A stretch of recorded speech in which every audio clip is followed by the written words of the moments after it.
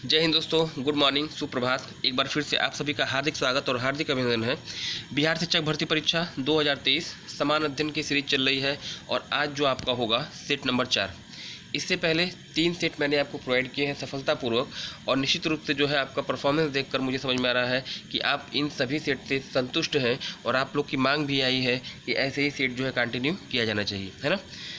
आगे बढ़ने से पहले अगर आप चैनल पर पहली बार आए हैं, चैनल को सब्सक्राइब करके बेल आइकन को प्रेस कर दीजिएगा, क्योंकि ऐसे ही नॉलेजफुल कंटेंट, ऐसे ही प्रतियोगी परीक्षाओं की दृष्टि से महत्वपूर्ण कंटेंट मैं आपको प्रोवाइड करता रहता हूं। चलिए आइए शुभारंभ करते हैं। प्रश्न संख्या यहाँ पे 1 की अगर बात करिएगा, देखिए थोड़ा सा बड़ा क्वेश्चन है, परेशान बिल्कुल भी नहीं होना है। देखिए पहले क्या है मैं आपको बता दूँ। यहाँ पे जो दिया गया है ना, भारतीय संविधान के निम्नलिखित पदों में से वरीयता की दृष्टि से कौन सा क्रम सही है। वरीयता की दृष्टि से पूछा गया, शक्ति के आधार पर पूछा गया है, कौन सा क्रम सही है अवरोही क्रम में। यानी सबसे पहले आपको लिखना क्या है, सबसे बड़े पद का नाम लिखना है और उसके बाद क्रमशः कमी आती जाएगी छोटे पद की ओर, है ना। डिसेंडिंग आर्डर आपको लिखना है, सही क्रम है और किस ऑप्शन में इस नियम का फॉलो किया गया है वही आपसे एग्जाम में पूछा गया है, मतलब इस प्रश्न में आपसे पूछा गया है। चलिए कौन कौन से पद हैं पर इनको देख लेते हैं। एक तो आपका राज्यों का राज्यपाल है, फिर भारत के मुख्य न्यायाधीश हैं, फिर राज्यों के मुख्यमंत्री हैं और सबसे लास्ट में क्या है, भारत के मुख्य निर्वाचन आयुक्त हैं। तो यह 4 पद आपको दिए गए हैं। पूछा गया है कि अगर पद के अनुसार या शक्ति के अनुसार आप इनको डिसेंडिंग आर्डर में रखते हैं, अवरोही क्रम में रखते हैं, तो सही सीक्वेंस आपका क्या होगा। ऑप्शन ए को पहले चर्चा करते हैं, देखते पहले यहीं से स्टार्ट करते हैं। देखिए राज्यों का राज्यपाल मुख्य न्यायाधीश से बड़े होते हैं, याद रखिएगा। सबसे बड़ा क्या है, भारत का राष्ट्रपति। भारत के राष्ट्रपति देश में सबसे बड़े होते हैं, प्रथम नागरिक माने जाते हैं।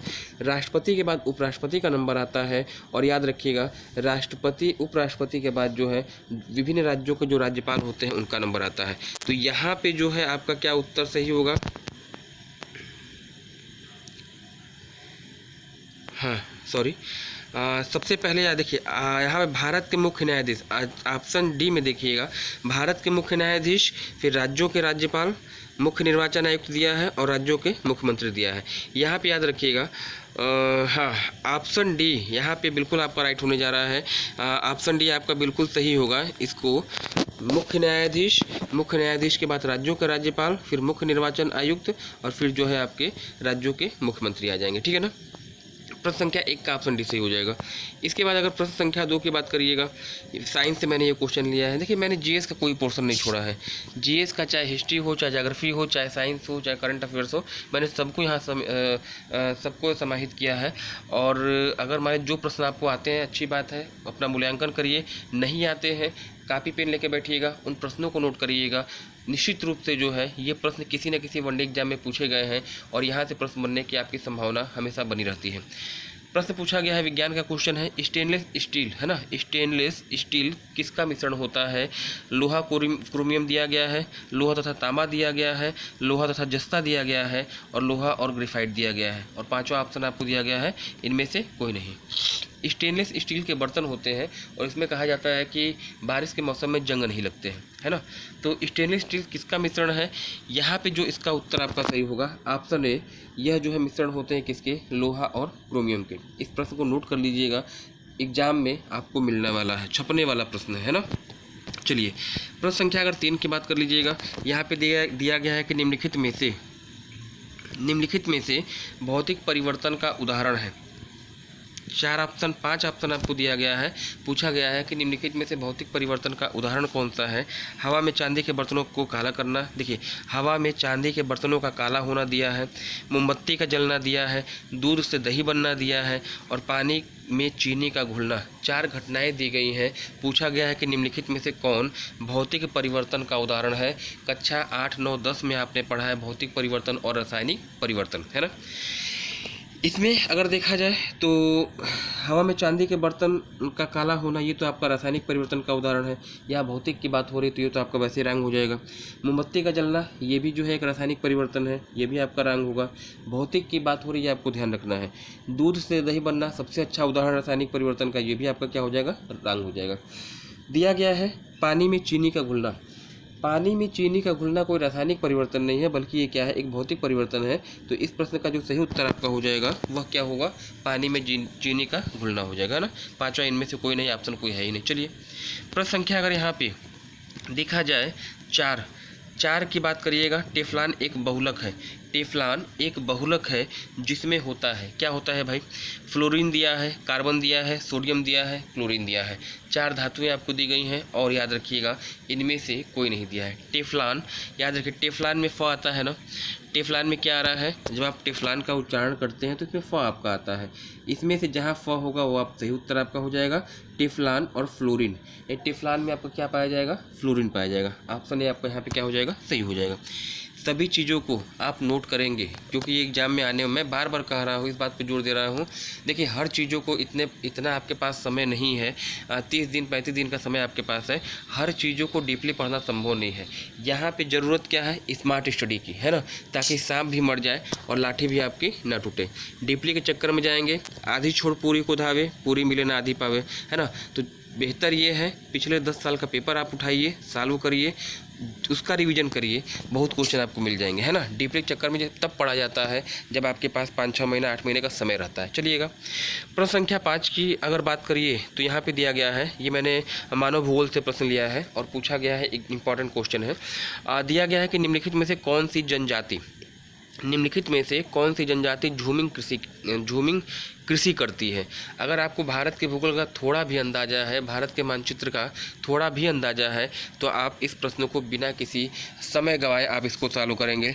पहली चीज़, झूमिंग कृषि कहाँ पे होती है भारत में, हमको ये बताइए।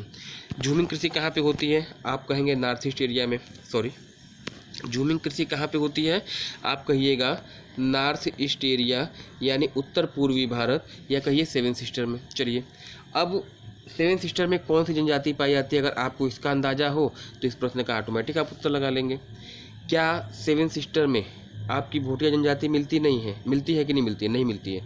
भूटिया जनजाति कहाँ मिलती है, उत्तराखंड, तो ये 7 सिस्टर का तो आपका प्रदेश है नहीं, ठीक। टोडा कहाँ पाई जाती है, आप कहेंगे नीलगिरी पर्वत पे पाई जाती है, मतलब आपका तमिलनाडु में पाई जाती है, तो ये भी 7 सिस्टर का पोर्शन नहीं है। अब आपको ये मालूम है कि 7 सिस्टर में ही आपकी क्या होती है, झूमिंग कृषि होती है, और जो जनजाति आपकी पाई जाएगी 7 सिस्टर में, वही जो है आपकी क्या करेगी, झूमिंग कृषि करेगी। तो भोटिया आपका उत्तराखंड में हो गया, टोडा आपका तमिलनाडु नीलगिरी पर्वत पे हो गया, थारू आप पढ़ते ही शुरू से पढ़ते आए हैं भाई, दीपावली को शोक दिवस के रूप में मनाती है, उत्तर प्रदेश की सबसे बड़ी जनजाति है, तो थारू भी आपका उत्तर नहीं होगा। अब बच गया क्या, खासी बचा है। आपको मालूम है कि गारो, खासी, जयंतिया, ये 3 पहाड़ियाँ हैं और ये कहाँ पाई जाती हैं, मेघालय में पाई जाती हैं। इन्हीं पहाड़ियों पे ये जनजातियाँ पाई जाती हैं, तो मेघालय आपका नॉर्थ ईस्ट का एरिया है ही। तो यहाँ पे अगर आप बिना देरी किए ऑप्शन बी टिक कर देते हैं और खूब बढ़िया से काला रंग का गोला बना देंगे, है ना, भर दीजिएगा ऑप्शन में, तो आपका बिल्कुल उत्तर क्या हो जाएगा, आपका सही हो जाएगा। तो ऑप्शन को आप एलिमिनेट करना सीखिए, ऑप्शन को हटाना सीखिए। देखिए हर चीज़ पढ़ना संभव नहीं है, आप हर चीज़ नहीं पढ़ सकते हैं, आप हर चीज़ याद नहीं कर सकते हैं, लेकिन कुछ कंडीशन ऐसी होती हैं जहां पर ऑटोमेटिक जो परीक्षक है, जो परीक्षण नियंत्रण संस्था है, वह आपकी समस्या को दूर कर देती है। अगर आप थोड़ा भी सीरियसली पढ़े होते तो ये प्रश्न आपका जो है गलत नहीं होना चाहिए। पूछा गया था निम्नलिखित में से कौन सी जनजाति झूमिंग कृषि करती है, तो 2 चीज़ आपको याद रखना है। झूमिंग कृषि कहाँ पे होती है, तो नॉर्थ ईस्ट एरिया में, उत्तर पूर्वी भारत में, है ना। और उत्तर पूर्वी भारत में जितने भी 7 सिस्टर में आपके आ जाएंगे, असम, मेघालय, मणिपुर, नागालैंड, त्रिपुरा, है ना, इन सभी में आपका क्या होगा, झूमिंग कृषि होगी। अब यहाँ जो जनजातियाँ आपकी पाई जाएंगी वो झूमिंग कृषि करेगी, तो इस ऑप्शन में कौन सी पाई जा रही है, गारो, खासी, जयंतिया, ये आपकी क्या करती हैं, झूमिंग कृषि करती है। उम्मीद है कि आप मेरी बातों को समझ रहे होंगे। चलिए आगे चलते हैं। प्रश्न संख्या अगर 6 की बात करिएगा, दिया गया है प्रशीतन खाद्य परीक्षण में सहायता करता है। इतनी कठिन हिंदी हो गई है जिससे कि प्रश्न ही आपको समझ में नहीं आ रहा है। सामान्य भाषा में इसको समझिएगा। आप रेफ्रिजरेटर में खाना रखते हैं ना, खाना खाते हैं, जो खाना बच जाता है रेफ्रिजरेटर में, फ्रिज में उठा कर रख देते हैं। वह यह कह रहा है जब हम खाने को फ्रिज में रखते हैं तो खाना किस लिए रखा जाता है फिर फ्रिज में, कि वह ठंडा रहेगा और वो जो है ख़राब नहीं होगा, यही बात होती है ना। यही पूछा गया है कि जब हम खाने को फ्रिज में रखते हैं तो फ्रिज जो है हमारा किस तरह से सहायता करता है खाने को सड़ने से, ख़राब होने से बचाने में, कैसे करता है। तो दिया क्या है, जीवाणुओं को मारकर। बी दिया है जैव रासायनिक क्रियाओं की दर को कम करके। सी दिया है एंजाइम क्रिया को नष्ट करके। डी दिया है खाद्य पदार्थ को बर्फ़ की परत से ढककर। और ई दिया है यहाँ पे इनमें से कोई नहीं। 5 ऑप्शन आपका दिया गया है और निश्चित रूप से आपका पाँचों में दिमाग क्या हो जाएगा, घूम जाएगा। 80% लोग क्या लगाएंगे कि जीवाणुओं को मार के हमारे खाने को सड़ने से बचाता है। ये रॉन्ग ऑप्शन होगा। एग्जाम में आया हुआ क्वेश्चन है, यूपी टेट 2011 में क्वेश्चन ये पूछा गया था। और याद रखिएगा इस प्रश्न का जो उत्तर हो जाएगा ऑप्शन बी। जो रेफ्रिजरेटर की जो ठंडक होती है वह जीवाणुओं को मारती नहीं है, बल्कि उनकी जो रासायनिक अभिक्रियाएँ होती हैं ना, उनकी जो रासायनिक अभिक्रिया है उनकी दर को कम कर देती है और खाना आपका ख़राब होने से बच जाता है। तो इस प्रश्न का सही उत्तर आपका क्या हो जाएगा? ऑप्शन बी हो जाएगा। चलिएगा नेक्स्ट प्रश्न संख्या अगर 7 की बात करिएगा, प्रश्न संख्या 7 की बात करिएगा, एग्रीकल्चर से लिया गया क्वेश्चन है, सॉइल से।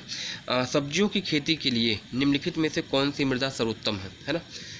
सब्जियों की खेती के लिए कौन सी मृदा सबसे उत्तम मानी गई है? बलुई मिट्टी दिया गया है, बलुई दोमट मिट्टी दिया गया है, मटियारी दोमट मिट्टी दिया गया है, मटियार मिट्टी दिया गया है, और इनमें से कोई नहीं। सब्जियों की खेती के लिए कौन सी जो मिट्टी है वह इम्पॉर्टेंट है या लाभदायक है? तो इस प्रश्न का जो सही उत्तर मेरे भाई होने जा रहा है वह ऑप्शन बी होगा, बलुई दोमट मिट्टी। जितनी अच्छी फसल आपकी होगी बी में यानी बलुई दोमट मिट्टी में, वह किसी अन्य मिट्टी में नहीं होगी। यह भी एक जरूर मृदा का ही क्या है? प्रकार होगा ना। चलिएगा नेक्स्ट प्रश्न संख्या अगर यहाँ पे 8 की बात करिएगा, ये प्रश्न मैंने साइंस से लिया है। देखिए हर जगह से मैंने प्रश्न लिए हैं भाई साहब, इसलिए ज़रूरी है इस सीरीज को देखना, आपका देखना ज़रूरी है। और इस देखना ही खुद भी मत देखिए, बल्कि जो आपके मित्र हैं जो कंपटीशन की तैयारी में लगे हुए हैं स्पेशली बिहार शिक्षक के लिए, उनको आप शेयर करिएगा, निश्चित रूप से आप फ़ायदे में रहने वाले हैं। प्रश्न संख्या 8, सब्जियों में निम्नलिखित सब्जियों में से कौन सी प्रोटीन का प्रचुरतम स्रोत है ना? 4 सब्जियां दी गई हैं और पूछा गया है कि निम्नलिखित में से कौन प्रोटीन का सबसे अच्छा स्रोत है। ये भी एक कॉमन सेंस का क्वेश्चन है, अगर आप थोड़ी भी कॉमन सेंस रखते होंगे तो इस प्रश्न को आप गलत नहीं करेंगे। मेथी दिया है, परवल दिया है, खीरा दिया है और मटर दिया है। आपने खूब पढ़ा है, आपने पोषण पढ़ा है ना? आपने पोषण पढ़ा है, पर्यावरण में एक टॉपिक ही आपका न्यूट्रिशन का आता है, और वहाँ आप जानते हैं कि प्रोटीन का जो सबसे अच्छा स्रोत होता है वो कौन होता है? दाल होती है। अब चाहे अरहर की दाल हो, चाहे चना की दाल हो, चाहे मटर की दाल हो, चाहे उड़द की दाल हो, ये चीज़ जब आपके दिमाग में है कि प्रोटीन का सबसे अच्छा स्रोत दाल होता है, और यहाँ पे जो भी दाल होगा ऑटोमेटिक आप अगर टिक लगा देंगे तो आपका उत्तर यहाँ पे क्या हो जाएगा? वह सही हो जाएगा। मेरे हिंट को आप समझ पा रहे होंगे। मेथी यहाँ पे होगा नहीं, मेथी की दाल तो होती नहीं है। परवल खुद एक सब्जी है, खीरा जो है खुद एक उसमें आ जाएगा। हाँ चलिए, मटर क्या होता है? मटर की दाल होती है। ऑप्शन है आपका यहाँ पे डी सही हो जाएगा। सबसे अच्छा प्रोटीन का स्रोत इसमें क्या हो जाएगा? बात समझ में आ गई ना? मटर हो जाएगा। चलिएगा वेरी गुड। नेक्स्ट प्रश्न संख्या 9 की बात करिएगा। देखिए ये भी इन्वायरमेंट संबंधित क्वेश्चन लिया गया है। निम्नलिखित में से कौन बायोडीजल है? आया हुआ क्वेश्चन है, आप इसको गलत नहीं करेंगे। बायोडीजल की फसल कौन सी है? कपास दिया है, गन्ना दिया है, जट्रोफा दिया है और आलू दिया है। देखिए यहाँ पे क्या है? कपास गलत होगा, गन्ना गलत होगा, आलू जो है गलत होगा। ठीक, सही उत्तर आपका क्या होगा? जट्रोफा। जट्रोफा क्या है? बायोडीजल है, इसको आपको ध्यान देना होगा। प्रश्न संख्या 9 के बाद 10 की अगर बात करिएगा, हाँ ये साइंस से लिया गया क्वेश्चन। एक अंतरिक्ष यान, देखिएगा टेक्निकल क्वेश्चन है, इस प्रश्न का उत्तर थोड़ा भी अगर समझेंगे तो आप इसका प्रश्न का उत्तर दे सकते हैं। एक अंतरिक्ष यान जो पृथ्वी का चक्कर लगा रहा है, चलिए एक अंतरिक्ष यान जो पृथ्वी का चक्कर लगा रहा है से एक सेब गिराया जाता है, पृथ्वी के चारों ओर घूम रहा है और उससे एक सेब गिराया जाता है, वह कहाँ जाएगा ये आपको बताना है। क्या क्या दिया है? पृथ्वी की ओर गिरेगा, कैसे गिरेगा भाई? जब ऑटोमेटिक पलायन वेग से बाहर निकल चुका है तो पृथ्वी की ओर आने की संभावना है ही नहीं। कम गति से गतिमान होगा, ये भी सूटेबल आंसर तो नहीं होना चाहिए। चलिए, अंतरिक्ष यान के साथ साथ उसी गति से गतिमान होगा, चलिए इसको हम अभी विचार के लिए रखते हैं ना। चौथा ऑप्शन क्या है? अधिक गति से गतिमान होगा, ये भी आपका सही नहीं। इनमें से कोई, चलिए ऑप्शन सी आपका जो है यहाँ पे क्या हो जाएगा? राइट हो जाएगा। अगर हम अंतरिक्ष यान से कोई भी पदार्थ, से भी नहीं कोई भी पदार्थ गिराते हैं तो अंतरिक्ष यान के साथ ही वह पृथ्वी के चारों ओर क्या होगा? घूमता रहेगा। ऑप्शन सी आपका यहाँ पे क्या हो जाएगा? राइट हो जाएगा। चलिएगा, जैव विविधता में परिवर्तन होता है, ईवीएस से लिया गया एक महत्वपूर्ण क्वेश्चन यहाँ पे आपके लिए इंपॉर्टेंट होगा। जैव विविधता में परिवर्तन होता है कैसे? संपूर्ण पृथ्वी पर एक समान रहती है। देखिए विषुवत रेखा, कर्क रेखा, मकर रेखा और ध्रुवीय क्षेत्र आप जानते हैं ना, ये आपकी क्या है? ये आपकी पृथ्वी है और बीचों बीच क्या है? विषुवत रेखा है। ठीक, चार्ट में समझिएगा जो चीज़ मैं आपको समझाना चाह रहा हूँ। ये आपका नॉर्थ पोल होगा, ये आपका साउथ पोल होगा। ठीक, अब विषुवत रेखा पे तापमान सबसे ज़्यादा पड़ता है, पूरी पृथ्वी पर अगर देखा जाए तो सबसे अधिक तापमान क्या होता है, विषुवत रेखा पे पड़ता है। जब तापमान ज़्यादा होगा तो बारिश की संभावना होगी, भाई जल का वाष्पीकरण होगा तो बारिश भी होगी, और जब बारिश होगी तो पेड़ पौधे क्या होंगे, ज़्यादा होंगे।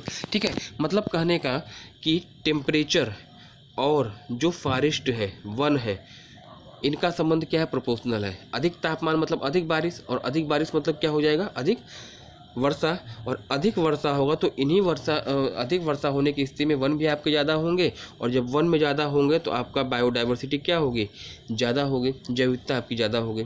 ठीक है, जहाँ ज़्यादा वन होगा वहाँ ज़्यादा बायोडाइवर्सिटी, जहाँ पर कम वन होगा वहाँ पर जैव विविधता क्या होगी, आपकी कम होगी। मतलब निष्कर्ष रूप में आप ये कह सकते हैं कि सबसे अधिक डाइवर्सिटी कहाँ पे पाई जाती है पृथ्वी पर, तो विषुवत रेखा पर। अब विषुवत रेखा से उत्तर की तरफ बढ़िएगा तापमान होगा कम, या दक्षिण की तरफ बढ़ेगा तभी तापमान क्या होगा, कम होगा। ठीक है, तो जब तापमान कम होगा ऊपर की ओर जाने पर, नीचे की ओर जाने पर, तो ऑटोमेटिक क्या होगा, वन कम होंगे, और जब वन कम होंगे तो ऑटोमेटिक आपका क्या होगा, जैव विविधता भी आपकी कम होगी। निष्कर्ष रूप में आप ये कह सकते हैं कि सबसे अधिक जैव विविधता कहाँ पाई जाती है, उत्तर आपका विषुवत रेखा पर। सबसे कम जैव विविधता कहाँ पाई जाती है, तो ध्रुवीय क्षेत्रों पर। प्रश्न देखिए क्या पूछा गया है, प्रश्न पूछा गया कि जैव विविधता में परिवर्तन होता है। क्या परिवर्तन होता है, संपूर्ण पृथ्वी पर एक समान रहती है, नहीं। अभी मैंने बताया कि विषुवत रेखा से ऊपर बढ़ेंगे या नीचे ध्रुव की तरफ क्षेत्र में जाएंगे तो कम होगी, समान नहीं रहती है। विषुवत रेखा की ओर घटती है ना, विषुवत रेखा की ओर घटती है। कैसे घटेगी भाई, जब सबसे कम नॉर्थ पोल पे है, अब हम नॉर्थ पोल से हम विषुवत रेखा की तरफ बढ़ रहे हैं, तो जैव विविधता में बढ़ोतरी होनी चाहिए ना, कि घटना चाहिए, तो ये भी आपका उत्तर क्या हो जाएगा, गलत हो जाएगा। अच्छा, विषुवत रेखा की ओर बढ़ती है, ये आपका राइट आंसर होगा।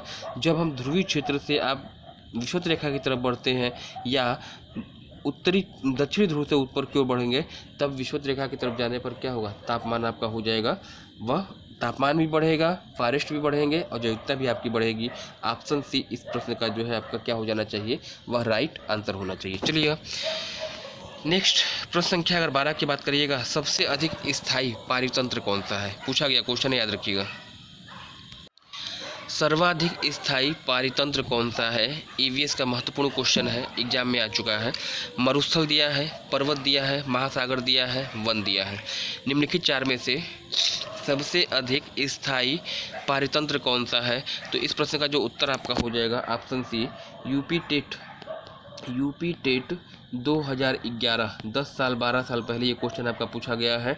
और यूपी टेट 11 में ही नहीं बल्कि यूपी टेट 16 में भी, यूपी टेट 18 में भी, और यूपी टेट 21 में भी पूछा गया है। तो इंपॉर्टेंट प्रश्नों को इसको याद रखिएगा, महासागर उत्तर होगा। प्रश्न संख्या 13 करंट से लिया गया एक महत्वपूर्ण क्वेश्चन, पर इसको देखते हैं क्या लिखा है।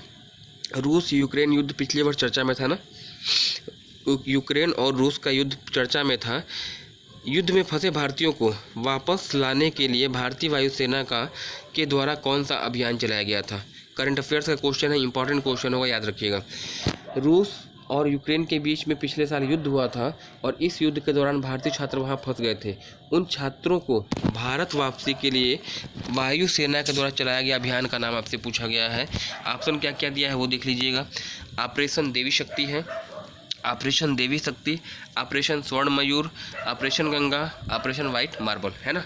देखिएगा, ऑपरेशन दक्षिण गंगोत्री कोई है, ये नहीं है। चलिए क्या बात करते हैं। देवी शक्ति क्या है, अफगानिस्तान पे जब तालिबानियों ने कब्जा कर लिया था, तो वहाँ से भारतीयों की वापसी के लिए वायुसेना के द्वारा चलाया गया अभियान था। तो ऑपरेशन देवी शक्ति याद रखिएगा, अफगानिस्तान से भारतीयों की वापसी से रिलेटेड है। ठीक, स्वर्ण मयूर कोई मतलब नहीं है, वाइट मार्बल कोई मतलब नहीं है, दक्षिण गंगोत्री कोई मतलब नहीं है। बच गया क्या, ऑपरेशन गंगा आपका बच गया, जो कि इसका सही विकल्प होगा। भारतीय वायुसेना ने यूक्रेन से स्टूडेंट्स की वापसी के लिए ऑपरेशन गंगा नामक अभियान चलाया गया था। ऑप्शन सी आपको यहाँ पे राइट हो जाएगा। चलिएगा प्रश्न संख्या 14 की बात करिए। हाँ, ये भी स्टैटिक जीके का पोर्शन है। सैन्य अभ्यास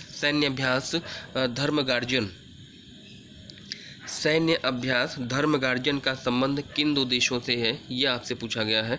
भारत नेपाल दिया है, भारत बांग्लादेश दिया है, भारत जापान दिया है, भारत इंडोनेशिया दिया है, और भारत श्रीलंका दिया है। 5 देशों का ग्रुप दिया है, भारत सब में कॉमन है। बताना आपको क्या है, धर्म गार्जियन का संबंध किससे है, आपको ये बताना है ना। देखिए, पहली चीज़, भारत नेपाल के बीच में सूर्य किरण, ठीक। भारत नेपाल के बीच में कौन सा सैन्य अभ्यास था? सूर्य किरण था। भारत बांग्लादेश के बीच में संप्रीति सैन्य अभ्यास भारत बांग्लादेश के बीच में। भारत इंडोनेशिया के बीच में गरुड़ सैन्य अभ्यास। भारत श्रीलंका के बीच में सिनलैक्स सैन्य अभ्यास, है ना। 4 देशों का मैंने बता दिया। भारत नेपाल के बीच में सूर्य किरण सैन्य अभ्यास, भारत बांग्लादेश के बीच में संप्रीति सैन्य अभ्यास, भारत इंडोनेशिया के बीच में गरुड़ सैन्य अभ्यास और भारत और श्रीलंका के बीच में सिनलैक्स सैन्य अभ्यास। बचा क्या? धर्म गार्जियन। ऑप्शन सी आपका सही हो जाएगा। किससे संबंधित है? तो भारत और जापान। इंपॉर्टेंट होगा, इसके लिए इसको आप जरूर नोट करिएगा, एग्जाम में आने की संभावना रहेगी, क्योंकि जापान जो है भारत का, जापान और इजराइल ये 2 ऐसे देश हैं जिनके साथ भारत के जो विदेश संबंध है अत्यंत मजबूत हैं और हर मुश्किल परिस्थितियों में ये दोनों देश भारत के साथ खड़े रहे हैं, है ना। चलिएगा, सेशन का जो अंतिम क्वेश्चन है 15वां होगा आपके लिए। उत्तर प्रदेश में कुल कितने सस्ते जलवायु क्षेत्र हैं? यूपी स्पेशल क्वेश्चन आ गया है ना। देखते हैं, 5 दिया है, 7 दिया है, 9 दिया है या फिर 11 दिया है। देखिए, मंडल की संख्या पूछी जाए यूपी में 18, नगर निगम पूछा जाए 17, 18वां मंडल आपसे पूछा जाए अलीगढ़ बताइएगा, 17वां नगर निगम आपसे पूछा जाए शाहजहाँपुर बताइएगा। पूछा क्या गया है? कितने सस्ते जलवायु क्षेत्र हैं? तो जो इस प्रश्न का सही उत्तर हो जाएगा ऑप्शन सी, यानी वर्तमान समय में उत्तर प्रदेश में 9 सस्ते जलवायु क्षेत्र हैं। ये आपका प्रश्न का उत्तर हो जाएगा, ठीक है ना। ये रहा आपका पूरा सेशन कंप्लीट। उम्मीद है कि आप सभी लोगों ने इसको अच्छे से हल किया होगा, सॉल्व किया होगा। इस सेशन के बाद आप पूरा काउंट करिएगा कि आपको कितने प्रश्न आ रहे हैं और ईमानदारी के साथ जो है, जो भी आपके उत्तर आते हैं, ये नहीं कि आपको बहुत बढ़ा चढ़ा के लिखना है तो लोग इम्प्रेस हो जाएंगे, ऐसा कुछ नहीं है। आप यहाँ पे अपना क्षमता का मूल्यांकन आपको करना है। आपकी तैयारी की दिशा किस दिशा में है ना। तो आप इसको पूरा सॉल्व करिएगा, मन से करिएगा, और जितनी ईमानदारी से प्रश्न आप सॉल्व कर रहे हैं, हल कर रहे हैं, आप उसको क्या करिएगा, मुझे कमेंट सेक्शन में कमेंट करिए, क्योंकि आपके कमेंट ही क्या करते हैं, उत्साहवर्धन करते हैं, जिससे कि मैं और अच्छे से अच्छा प्रश्न जो आपके लिए इम्पोर्टेंट होगा मैं आपको ला सकूँ, है ना। चैनल पहली बार आए हैं, सब्सक्राइब करके बेल आइकन को प्रेस कर दीजिएगा, क्योंकि ऐसे ही नॉलेजफुल कंटेंट मैं आपको प्रोवाइड करता हूं, जो कि प्रतियोगी परीक्षाओं की दृष्टि से अत्यंत महत्वपूर्ण होते हैं। धन्यवाद। Have a nice day. कल सुबह पुनः 6 बजे आपसे मुलाकात होगी। Have a nice day. Thanks for joining me.